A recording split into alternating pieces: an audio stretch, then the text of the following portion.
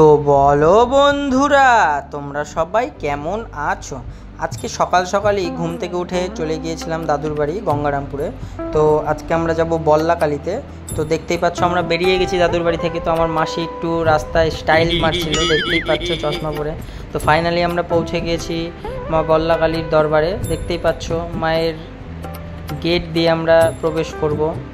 তো দেখতে থাকো ভিডিওটা শেষ অবধি। তো আমরা বল্লাকালী মায়ের কাছে পৌঁছেই যেখানে মাকে বিসর্জন করা হয় সেই ঘাটে আমরা চলে এসেছিলাম প্রথমে একটু গঙ্গা জল ছিটিয়ে নিতে। তো ঘাটটার ঠিক বাঁ সাইডেই রয়েছে একটা সেলফি জোন। তো দেখতেই পাচ্ছ খুব সুন্দর জায়গা। তো এবারে আমরা এগিয়ে যাব মায়ের মন্দিরের দিকে।